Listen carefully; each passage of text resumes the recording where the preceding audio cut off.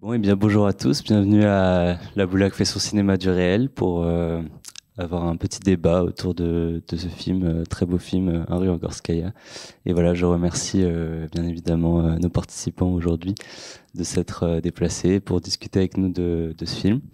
Donc nous avons le réalisateur, Rostislav Kirpichenko, qui donc est un réalisateur et scénariste d'origine ukrainienne vivant à Paris, qui a réalisé des courts-métrages comme Languille, Pays sans talent, Pierrot, Petit Pierrot, et donc son premier long-métrage est Un rue en Gorskaya.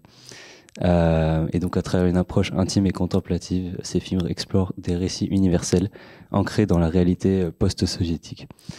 Merci beaucoup d'être là aujourd'hui. Merci beaucoup pour l'invitation. Donc voilà, excusez-moi Elena, j'ai pas de présentation pour vous, mais vous êtes la productrice. C'est pas grave.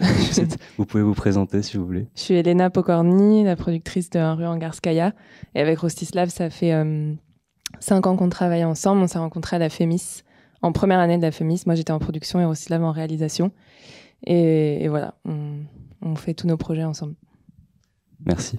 Et donc Alexander Bigbov, donc est un sociologue, éditeur et traducteur russe, actuellement chercheur associé au Centre d'études des mondes russes, caucasiens et centre-européens à Paris, spécialiste des dynamiques politiques et sociales en Russie.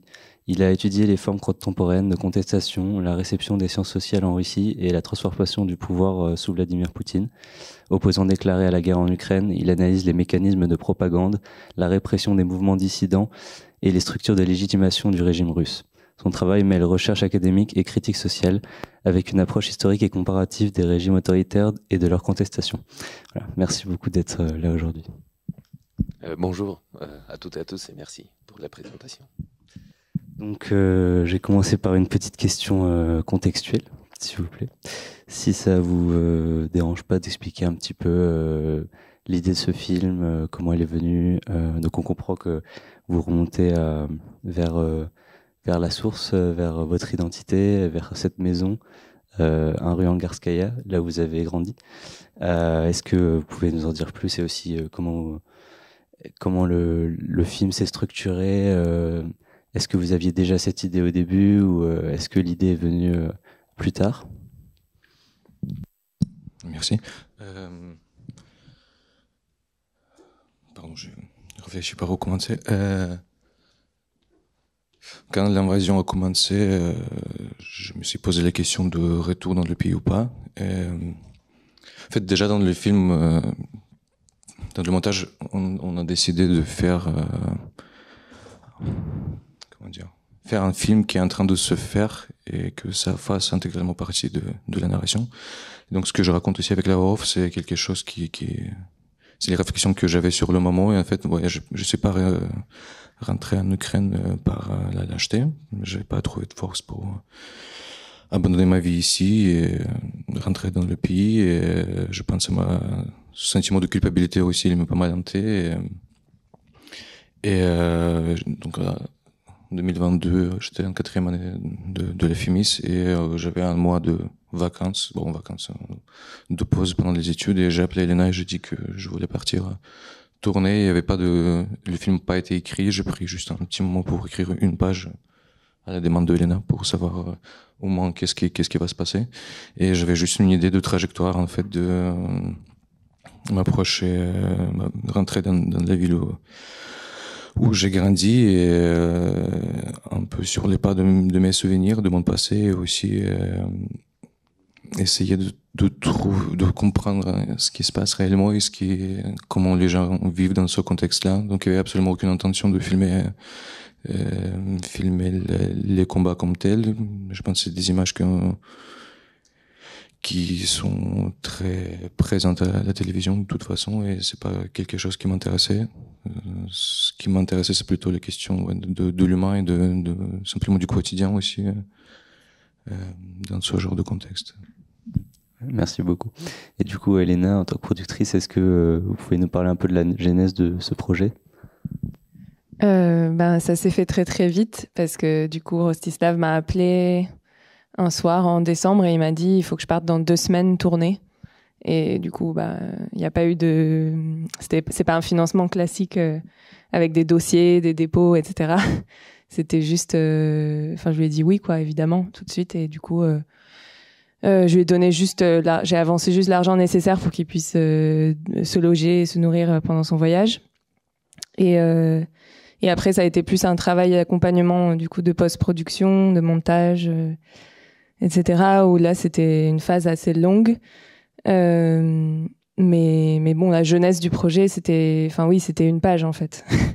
Mais moi, je travaillais déjà avec Rostislav depuis longtemps, donc je savais que j'étais déjà convaincue par son approche de cinéaste, donc je lui faisais confiance.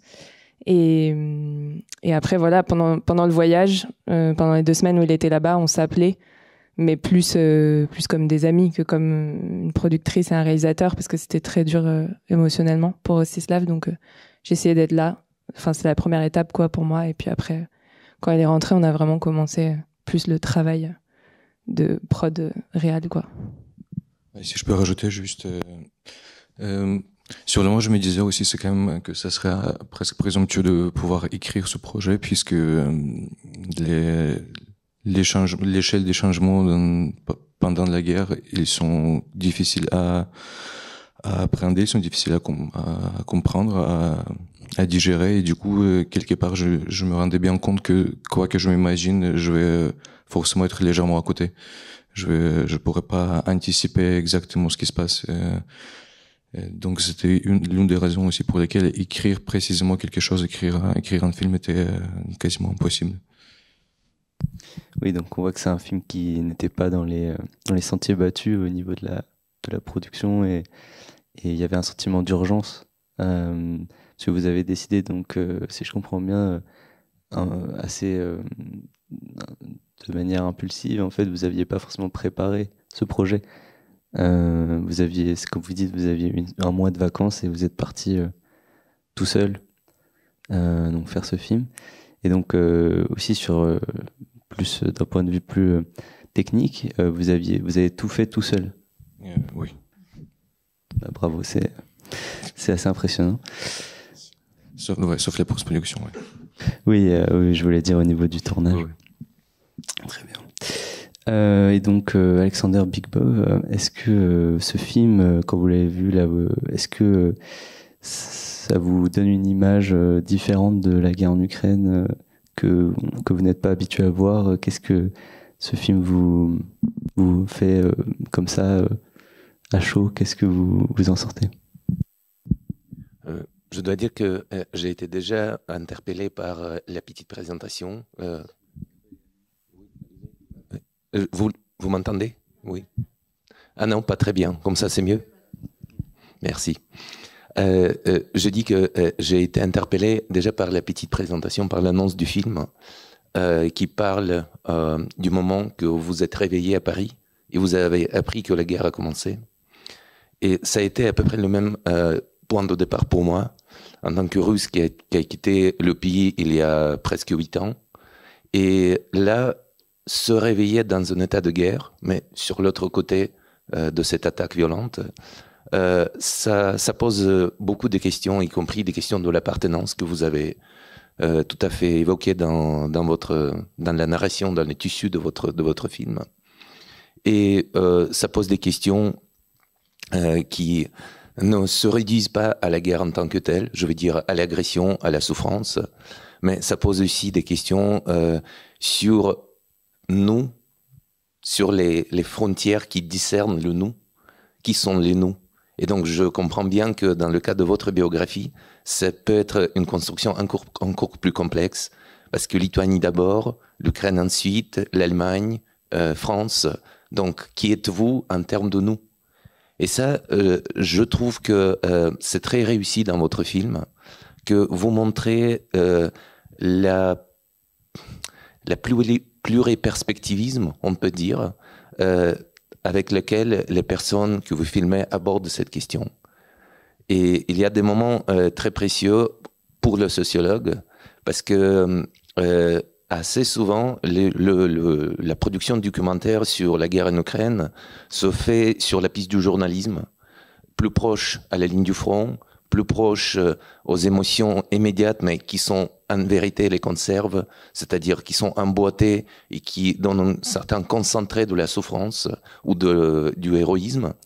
Et là, assez souvent, le familier échappe de cette structure narrative du documentaire sur la guerre en Ukraine. Et là, ce que présente un intérêt particulier pour moi, c'est le cas que vous commencez et vous restez dans une grande partie dans le familier. Vous sortez de temps en temps, vous jetez un regard en dehors et parfois, il me semble, vous êtes aussi choqué que les personnes qui n'ont jamais vécu en Ukraine. De voir quelque chose à l'extérieur, et je ne parle pas forcément de la fenêtre de votre chambre louée, à Dnipro, mais notamment le premier moment qui m'a paru très important dans ce sens-là, c'est le cimetière que vous voyez d'abord, c'est-à-dire la première apparition, et ça reste comme une question, est-ce que le national qui est construit dans les conditions de la guerre, dans les conditions de l'agression nationaliste de la part de notre pays, est-ce que le national reste toujours enfermé dans le cimetière? Puis on voit que non, et c'est un parcours où le familier commence à absorber, dans un certain sens, le grand national. Et encore une fois, en tant que sociologue, je suis très intéressé, intrigué et inquiète par cette question du retour du national dans le quotidien. Puisque en Russie, ça a été la source de la guerre, ça a été la source de l'agression, la manière dans laquelle le gouvernement a tenté d'implanter le national dans le quotidien. Ce qu'on voit dans votre film, c'est plutôt... on peut dire le contraire, mais dans un sens très particulier, puisque je trouve une des scènes clés de votre film, c'est la scène de la projection du discours de Zelensky, où l'ironie qui est assez explicitement exprimée par des jeunes, des personnes cool, modernes, assez ironiques, cette ironie est vaincue au fur et à mesure par le sens de l'appartenance à nous. Et plusieurs fois dans le film, les autres personnages, les autres personnes filmées reviennent à ce sentiment d'avoir une distance initiale et ensuite de témoigner cette distance, raccourcir par rapport au national. Donc ça, c'est une des grandes questions, à mon avis, une des grandes questions qui est que vous exposez. Peut-être vous n'avez pas une réponse définitive à cette question, mais je trouve que c'est un des succès de votre film de montrer cette articulation entre le grand national et le petit quotidien familial et familier qui contient encore des germes de danger, d'espoir et du futur. Est-ce que vous voulez rebondir? Effectivement, il y a cette question donc d'un point de vue très familier, très proche du quotidien. Qu'est-ce que c'est être dans un pays en guerre? Effectivement, pour moi, ça m'a beaucoup touché. Et cette question de effectivement voir d'autres images, d'autres récits de cette guerre, et de montrer le drame quotidien. Et donc effectivement, on peut aussi parler de la question de la nation aussi dans cette question. Si je reprends votre distinction entre le grand national et familier, je pense que quelque part j'avais à peu près la même approche envers ces deux choses. Proche de quelqu'un qui reste extérieur. Et dans le sens de construction du film et du montage, c'était la seule manière possible on s'est rendu compte de ça en montage, que c'était la seule manière possible aussi de construire un point de vue.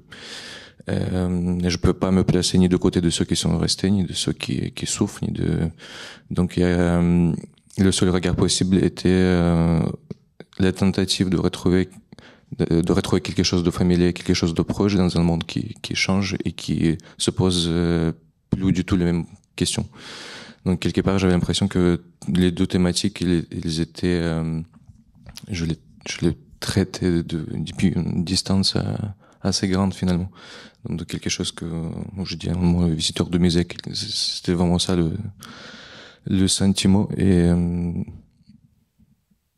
je pense pas que j'avais une autre place et que je pourrais avoir une autre place et c'est un sentiment assez étrange aussi d'essayer de analyser quelque chose avec la tête et en même temps essayer de retrouver aussi les fantômes du passé qui ont disparu, qui sont plus là et donc quelque part je pense c'est la distinction que vous avez faite, elle a été présente, il me questionnait beaucoup, mais à la fin, quand je devais aussi accepter un certain échec à ce niveau-là, parce que la compréhension de ces choses-là, elle était ni l'accès aux familles, ni une possible compréhension de cette reconstruction nationale qui se passe en Ukraine, elle était pas, je veux pas la comprendre, et j'ai plus de place pour être le porte-parole de ça non plus. Merci. Et donc, vous-même, oui, on sent que vous cherchez effectivement une Ukraine de votre enfance qui n'existe plus. Et donc, qu'en fait, ce n'est plus le même pays et que ce ne sera peut-être jamais le même, sûrement. Et donc, c'est aussi peut-être cette déchirure entre le présent, enfin le passé et le présent que vous travaillez à travers ce film et qui effectivement est bouleversante parce que on voit effectivement pas seulement le présent, mais aussi la perte du passé. Je sais pas s'il n'y a pas de question. Donc, effectivement, comment est-ce que vous vous placez face au documentaire, on va dire, plus classique, plus journalistique, comme disait Alexandre, et vous avez essayé de faire un peu cet anti-documentaire, cette autre face de la guerre. Et donc, est-ce que vous avez un côté engagé, en fait, ou est-ce que vous avez fait le film que vous vouliez faire? Évidemment, c'était, je pense que pour beaucoup de gens, c'était une tragédie ce qui s'est passé. C'était la fin du monde que l'on connaissait et c'était... mais en même temps, pour moi, c'est un peu difficile d'en parler parce que je peux pas me mettre de base quand on commençait à monter les films, je voulais pas être présent du tout, je voulais pas parler de moi parce que je trouvais ça presque irrespectueux et quelque part à la limite de la morale de me mettre au même niveau que les gens qui subissent la guerre dans le quotidien. Mais en même temps, il fallait, comme je disais tout à l'heure, il fallait créer un point de vue. Et du coup, ce qui est compliqué pour moi dans le fait de parler du film, c'est qu'en fait, je dois parler d'un côté de quelque chose, d'un drame qui est très concret, qui est très pénible, et de l'autre côté, d'en parler comme d'un objet fini, un objet filmique fini. Donc, qui exige, j'imagine, une certaine approche assez analytique. Et je réponds complètement à côté, mais en tant que quelqu'un qui regarde des films ou qui essaie de faire des films, en tout cas, je déteste les films à discours. Ça m'insupporte. Je trouve ça très difficilement regardable. Quand le cinéma ou l'art en général devient un instrument de politique, j'ai du mal à accepter ça. Parce que j'ai l'impression que c'est quelque chose qui s'approche assez vite de la propagande aussi, de la réformation du regard sur le monde, sur les choses. Donc j'ai l'impression au lieu de regarder les choses, on regarde à travers un prisme qui est pas forcément juste parce qu'il était préfabriqué. Et j'ai jamais eu l'ambition de faire un film de dénonciation. Je pense tout le monde sait qu'il y a tort et qu'il y a raison dans cette situation et je pense, et ceux qui savent pas ou qui peut-être hésitent, je préférerais essayer au moins de montrer ce que les gens traversent en réalité et essayer de susciter une certaine compassion de cette manière-là, plus que dénoncer publiquement et mettre des étiquettes. J'ai l'impression que quand on commence à faire ça, quelque part, c'est la mort du cinéma aussi. Oui. Et du coup, en parlant de propagande, on a des images donc un peu de propagande dans le film avec ce discours de Zelensky. Donc effectivement, vous parliez d'ironie. Enfin, donc cette idée de filmer le regard des gens qui vivent cette guerre, de voir ce discours. Vous-même, comment est-ce que vous vous placez face à ces images-là? Parce qu'au fait, au fond, on les endosse parce qu'elles sont vraies et qu'on est avec ces images, on est avec ce discours. Et en même temps, on n'a pas envie de tomber dans la propagande qui est profondément, on le sent, un peu tire-larme, un petit peu trop. Voilà. Et donc votre film, je trouve qu'il arrive à mettre la distance entre les deux.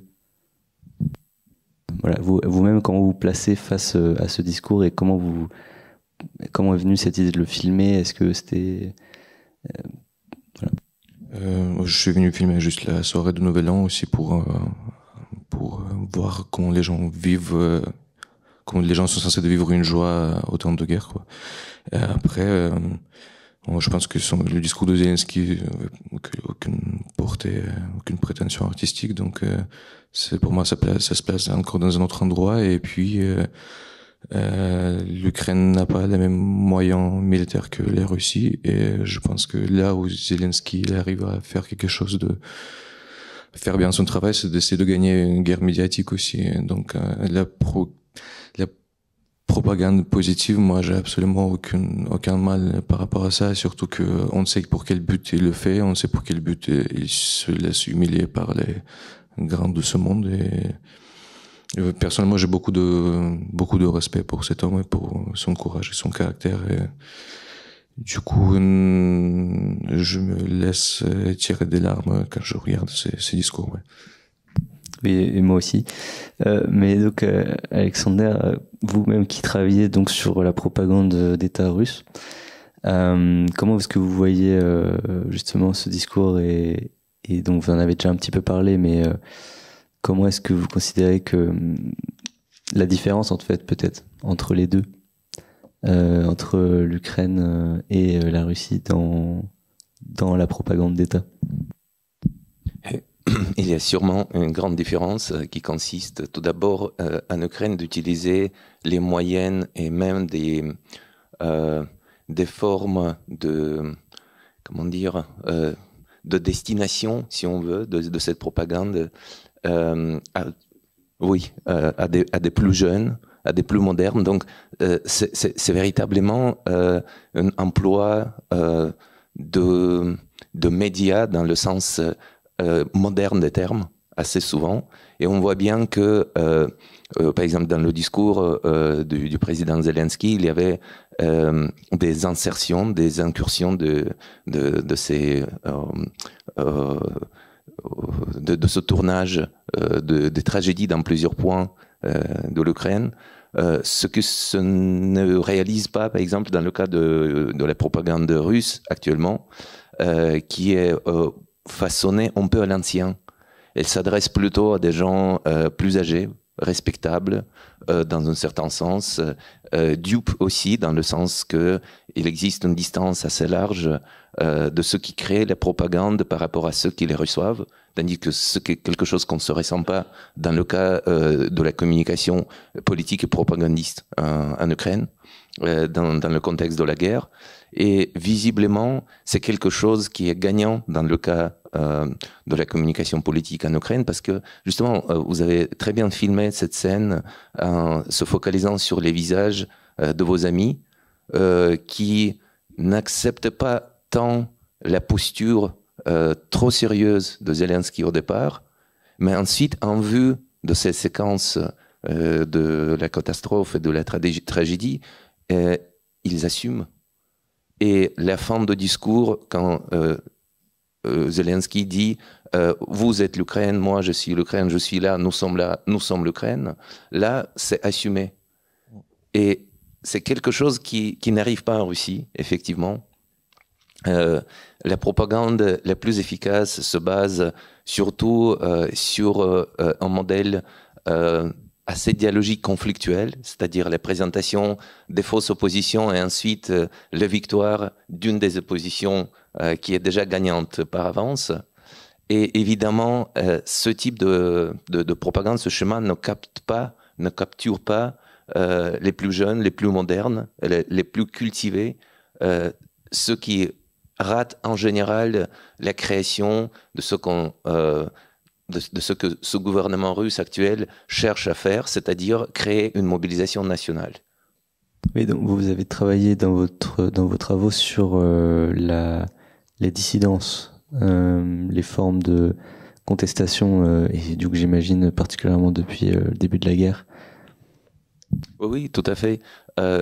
Et je dirais que le point de départ de cette dissidence, c'est similaire. Je sais que dans ce contexte-là, et surtout dit par quelqu'un d'origine russe, ça peut sembler assez audacieux et peut-être même un peu trop par rapport à ça, mais je dirais qu'il reste quand même le contexte ou le cadre commun, qui est le cadre post-socialiste, et l'ironie qui règne, les populations qui se veulent modernes, et notamment des plus jeunes, des plus cultivés, c'est quand même assez commun. Je vais dire, l'ironie des jeunes Russes qui s'opposent à la guerre et l'ironie des jeunes Ukrainiens qui ne croient pas au fond à certaines postures propagandistes, ce n'est pas la même, mais c'est similaire parce que le point de départ, c'est le modèle soviétique, c'est la propagande soviétique, c'est la distance et le rire par rapport à ce sérieux exagéré qui était mis en place par la bureaucratie soviétique. Et donc, le fait d'accepter l'ordre politique sur place, soit-il en Ukraine ou en Russie, pendant des années 90 et 2000, ça a été quand même une réalité très problématique. Il y avait beaucoup de réticence par rapport à prendre au sérieux ces politiques, ces institutions. Et donc, c'est quelque chose qui est aujourd'hui à l'origine d'une grande partie de la résistance et du mouvement de contestation, même si beaucoup de ceux qui ont contesté ont quitté le pays et certains ont dû laisser leur résistance en sourdine. C'est la distance, c'est la non-acceptation, c'est la prise, c'est le refus de prendre au sérieux le président russe, les institutions, cette bande qui se prétend trop sérieux. Et là, justement, je trouve qu'il y a encore une fois quelque chose d'important, comme un contraste assez visible grâce à ce que vous avez tourné. C'est, je ne l'ai jamais vu comme ça, et c'est votre film qui m'a qui m'a laissé à réaliser ça.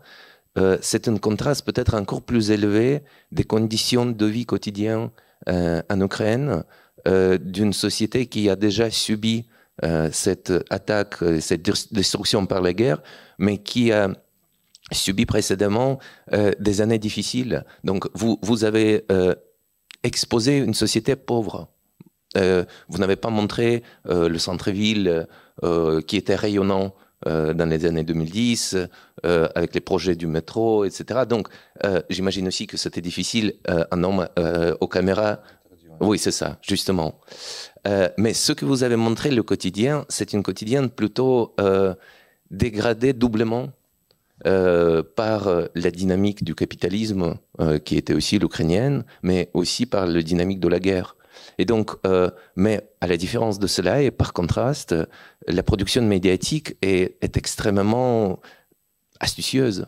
Je veux dire, tout ce qu'on voit, même les clips musicaux qui sont faits par les mains des amateurs, visiblement, portent des traces de professionnalisme assez élevées.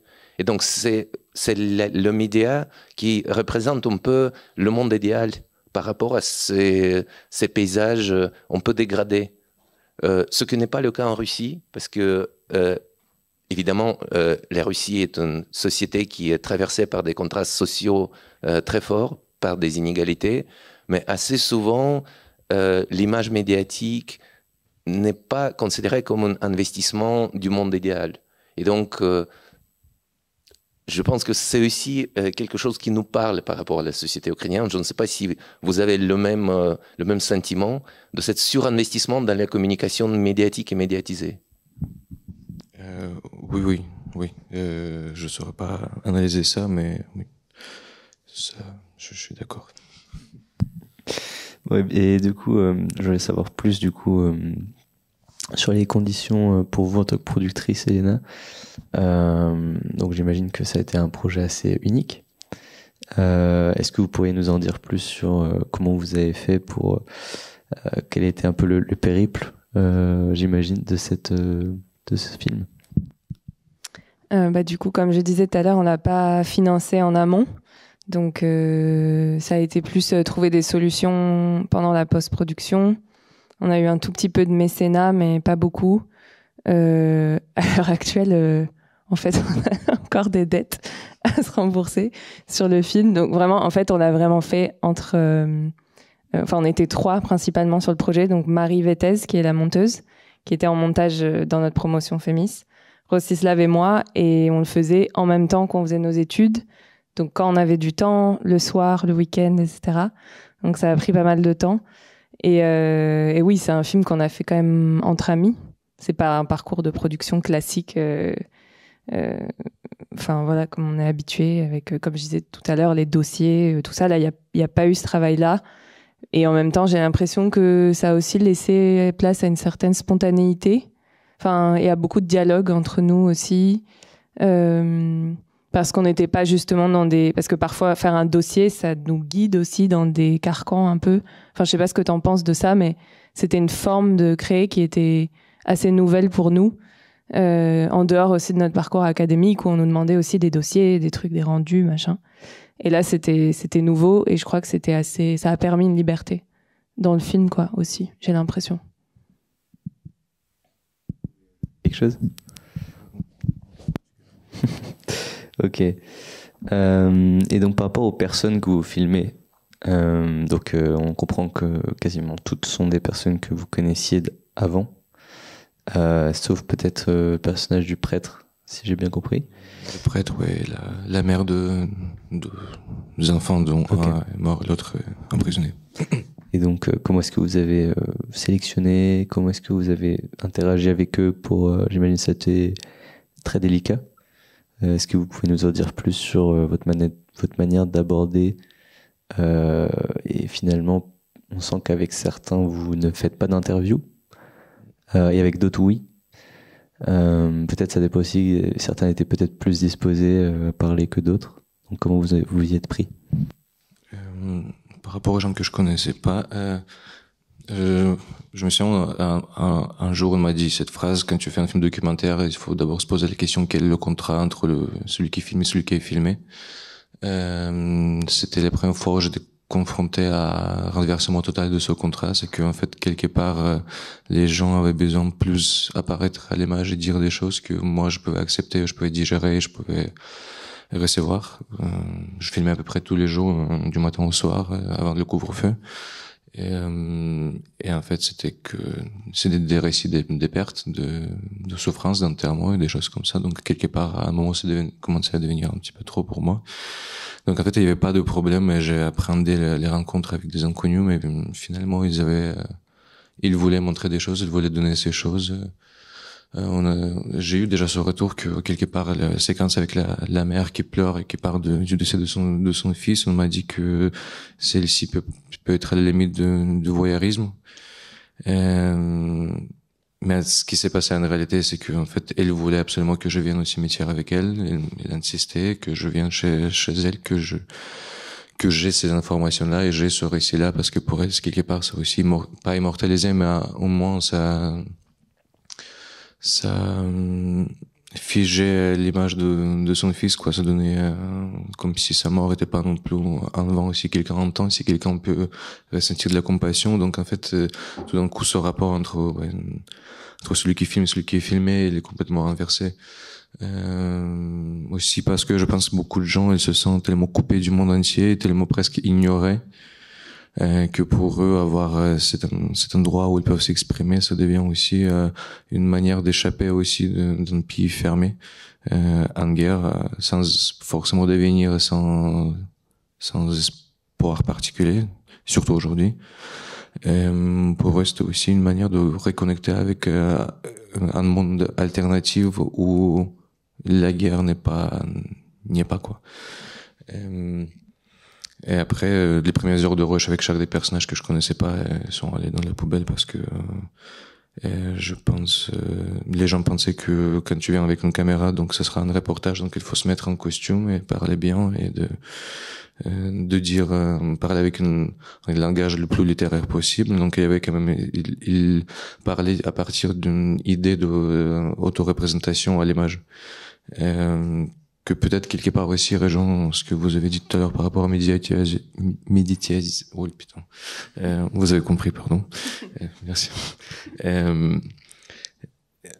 Et en fait, il y a quelque chose qui se délabrait aussi au fur et à mesure du tournage, c'est que les gens, ils commençaient à comprendre que justement ce qui est peut-être plus important à donner, c'est l'intime, plus qu'un récit ou qu'une narration.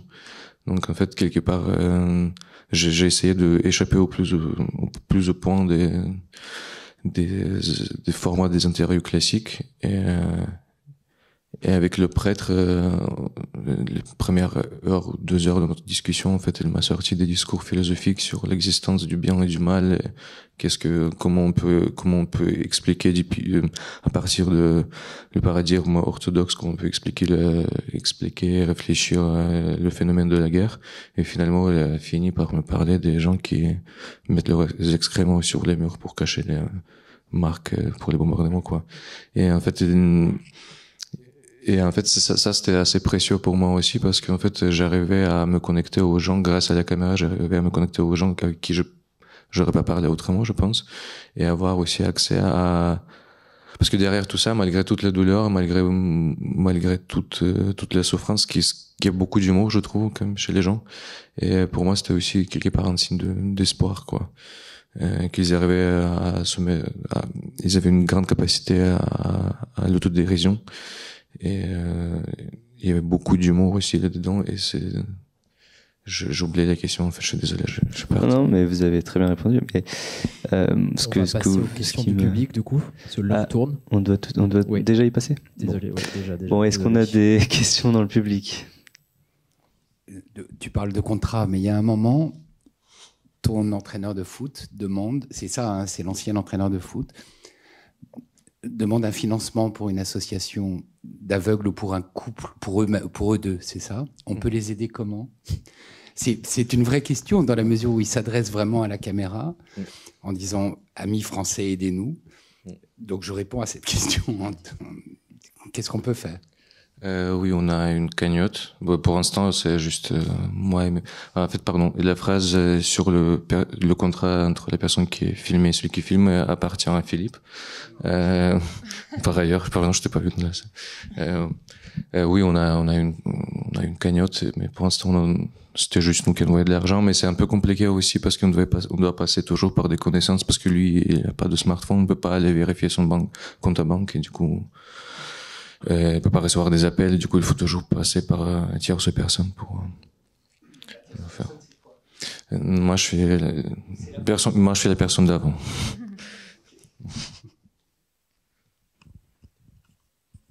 Oui, bonjour. J'ai une observation et une question, si vous permettez. Je commence par l'observation. Moi, j'ai écouté ce que vous disiez sur le surgissement du national et la propagande, notamment au travers de la scène du discours de Zelensky, qui, comme vous, je trouve extrêmement forte. Enfin, il y en a plusieurs de très fortes dans ce film. Mais l'observation, c'est juste pour dire que j'ai du mal à mettre une équivalence sémantique sur le mot national et sur le mot propagande lorsque l'on parle de Zelensky, du sentiment ukrainien. Je pense qu'il y en a un qui atteint à l'universel et l'autre qui se renferme sur le particulier, et que c'est quelque chose qu'il faut vraiment garder. Dans cette scène, je suis à la fois frappé par la puissance du verbe de Zelensky, même au-delà des artifices de communication, et par la façon dont elle gagne l'auditoire. Et la question que je voudrais vous poser, c'est vous êtes parti 2 semaines.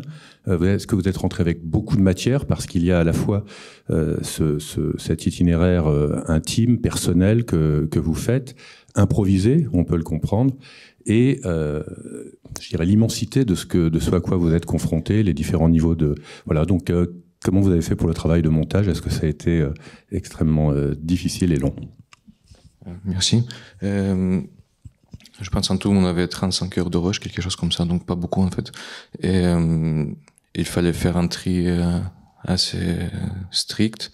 Au début, comme je disais, je voulais pas apparaître dans le film, du coup on essayait de se reposer que sur les personnages, mais donc par l'absence de point de vue, il fallait renoncer à cette idée. Du coup, il y a quelques personnes que j'ai filmées qui sont pas dans le film. Et le montage durait à peu près 4 mois et demi en tout. Pardon, j'allais rebondir sur votre observation, mais j'ai oublié ce que j'avais à dire. Mais c'est curieux aussi, mais je pense, je sais pas à quel point c'est ce que disait Alexandre tout à l'heure, mais est-ce que vous avez dit par rapport à la propagande, j'ai l'impression qu'en fait, dans ce contexte, il y a beaucoup de notions qui sont complètement renversées et quelque chose, et le principe de propagande pour moi, propagande pro-ukrainienne, il n'exprime pas l'essence même de la propagande et de la.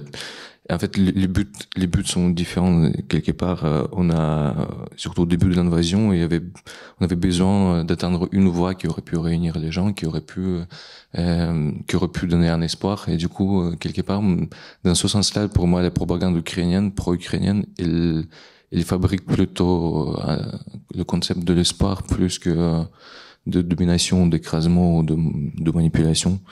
Donc c'est de la manipulation, mais en même temps, qu'est-ce qu'il est pas, quoi.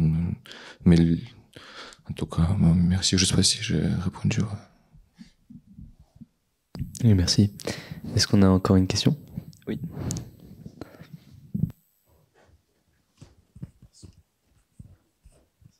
Bonjour, moi j'ai une question sur une phrase qui a été dite à un moment dans le film, c'était vers le début, je l'avais prise en note parce que je la trouvais très jolie, c'était on se comprend de moins en moins et on s'aime de plus en plus, et je voulais savoir si vous pouvez, enfin si c'est pas indiscret, parce que du coup si je comprends c'était votre mère, en parler un peu plus de ce qu'elle voulait dire par là, si c'est pas trop personnel, mais je trouvais cette phrase vraiment jolie. Merci beaucoup.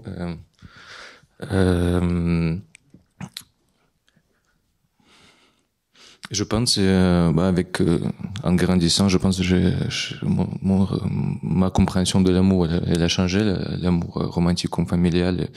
Et j'étais persuadé que l'amour doit se baser forcément sur une sorte d'harmonie, de la compréhension totale. Et je pense que j'ai jamais été aussi proche de ma famille qu'à partir du moment où on a accepté nos différences et le fait qu'on ne se comprend pas, en fait. Et donc, aimer l'autre malgré les choses devenues beaucoup plus fort et bénéfique, c'est pas le mot, mais quelque chose de plus profond, en tout cas, pour moi. Bonjour à ma mère.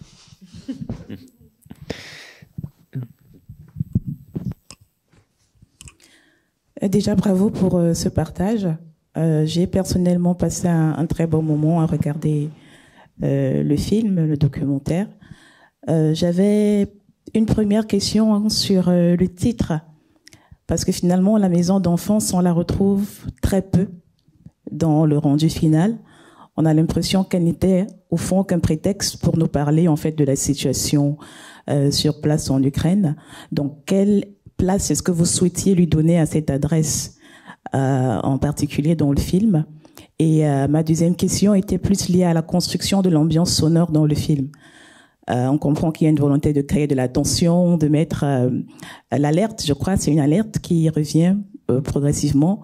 Or, ce qui est sûr est qu'en 2 semaines, vous n'avez pas pu capturer tout ça. Donc, je suis curieuse de savoir comment ça s'est construit à la post-production et quelle était la logique ou le récit derrière le son et l'ambiance sonore que vous avez développé dans le film. Et peut-être aussi, en passant, savoir si, parce que le film a été tourné en 2 semaines, est-ce que l'évolution de l'actualité a eu une influence sur la post-prod? Merci. La première question, donc, c'était le titre, oui. C'est un peu ce que vous avez dit. C'était le titre avait une. Premièrement, on s'en est servi comme pour la construction du film, construction purement narrative, quelque chose qui aurait pu faire finir la boucle. Et je suis désolé, j'ai oublié. Il y avait une question sur la musique. Non, et par rapport à l'adresse, c'était. Par rapport à l'adresse, je suis désolé. Est-ce que vous pouvez répéter votre question, pardon? Non, la question était celle de savoir si finalement l'adresse ou la maison de votre enfance était un point important du film, parce qu'on n'a pas eu l'impression que qu'elle occupait une place réellement centrale dans la façon dont le film est développé au cours. La seconde, c'était sur la place du son dans la narration. Et peut-être la dernière consistait à savoir si vous avez pris en compte l'évolution de l'actualité dans la post-production et le montage du film. Pardon, merci beaucoup. Oui, donc l'adresse, on a essayé de donner à l'adresse aussi une certaine portée symbolique. Cette adresse, pour moi, elle représente tout simplement la maison et l'Ukraine et le pays. Et donc, cette scène, elle est venue à la fin pour clore mon voyage. En fait, d'un côté, c'était le but du voyage, de retrouver cette maison. Et en même temps, on l'a mis à la fin parce que, en fait, c'était pas le dernier jour de tournage. On l'a mis à la fin aussi pour donner aussi une place de conclusion, conclusion au film, et aussi on voulait qu'il vienne aussi comme un certain adieu aussi, l'impossibilité de revenir en arrière, l'impossibilité de se reconnecter aussi, même si tu viens d'un endroit. Et par rapport au son, en fait, les sirènes, je crois que toutes les sirènes, sont à in, en fait. Elles n'étaient pas rajoutées en post-production, c'était déjà dans les images. Sauf une, tout à la fin, à la fenêtre. Et on a essayé de rester le plus sobre possible au montage son, ne pas rajouter ni des nappes ni de la musique aussi, et essayer ce que je disais dans le film, essayer de comprendre ce que c'est que la guerre en 2 semaines, je pense, c'est impossible. Je pense pas que c'est impossible. Et donc en fait, on a essayé de travailler aussi quelque chose. On est revenu au familier justement pour essayer de construire ce point de vue. Et donc on s'est posé la question, quel est mon point de vue par rapport à mon pays. Et c'est forcément quelque chose qui est propre à mon adolescence et ma jeunesse. Et donc on essaie de travailler plus l'atmosphère, plus les sensations, que faire un travail purement analytique sur les événements en cours. Et donc le son, on voulait pas non plus faire des tonnes avec ça, et juste laisser le son souligner ce qu'il y a déjà dans les images. Et par rapport à l'actualité, non, ça m'en a pas du tout pris en compte parce que de nouveau, en revenant à la scène avec le discours de Vladimir Zelensky, c'est ce qui est curieux. Et à la fin, curieux, c'est pas le mot, mais à la fin, il dit, on espère que l'année 2023 va nous apporter la chose la plus importante qui est la victoire.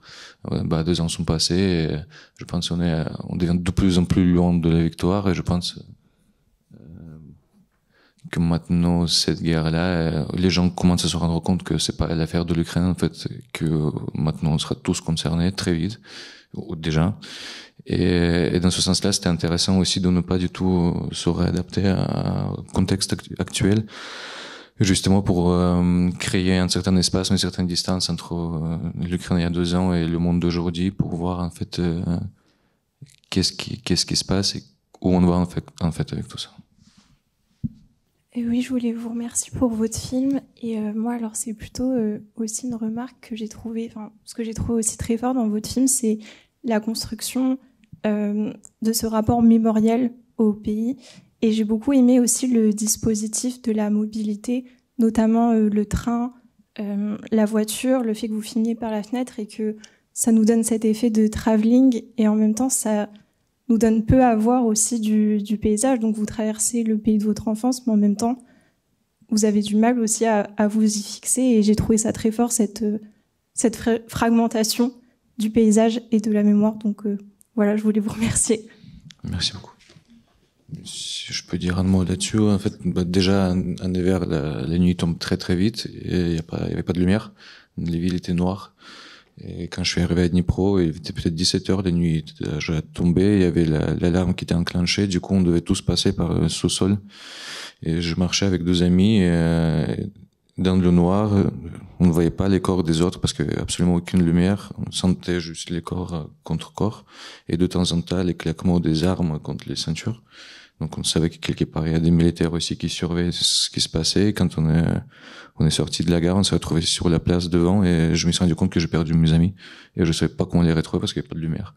Et du coup il y avait quelque chose qui était le rapport à l'espace en soi, elle était différent aussi. Déjà on n'a pas le droit de filmer dehors, sauf s'il y a des accréditations, il y a des vrais accords en fait pour tout ça. Et en fait j'avais l'impression que j'ai pas vu grand chose en fait, parce que le jour était court, je filmais et après le soir tu marches dans le noir, dans une sorte de silence assez macabre et ouais, c'est tout. Merci beaucoup. Bon, merci. Donc on doit conclure, mais est-ce que voilà, vous avez une dernière chose à ajouter peut-être? Oui. J'ai une question à vous, les spectateurs, puisque on partage, malgré la guerre actuelle, assez du contexte qui est connu au corps. Je veux dire, par exemple, je comprends très bien pourquoi votre grand-père se retrouve en Lituanie. Quelle est l'histoire derrière? Je pense que ce n'est pas du tout évident pour vous, puisque vous n'êtes pas obligé de connaître l'histoire de l'Empire soviétique. Je pense de pouvoir comprendre pourquoi les gens sont habillés dans le café, qu'ils ne retirent pas les manteaux, mais c'est déjà une question. Et donc, je voudrais poser une question à vous. Est-ce qu'il y a des détails, des éléments de la vie quotidienne que vous avez saisis sur l'écran, qui vous ont choqué, qui vous ont surpris? Qu'est-ce qu'il y a de plus inhabituel ou exotique pour vous dans ce film? Ce serait intéressant d'avoir ce feedback de votre part. On n'a plus trop le temps, mais une dernière petite remarque peut-être. Bon, en tout cas, moi, je pense ce qui m'a choqué, c'était la neige de Laponie, l'entrée en matière, qui était. J'ai jamais vu de la neige comme ça. Vous voyez ce que je veux dire? Bon, après, au niveau de la vie quotidienne, c'est difficile de savoir aussi la différence entre la vie quotidienne et la vie sous la guerre. Mais je pense qu'on vit de la même manière. On vit tous. Moi, je me sens proche de ces gens. Bon, on va devoir conclure. Donc, merci beaucoup d'être venu. Merci beaucoup pour vos réponses. Et merci à vous d'être aussi venus. Merci beaucoup. Merci.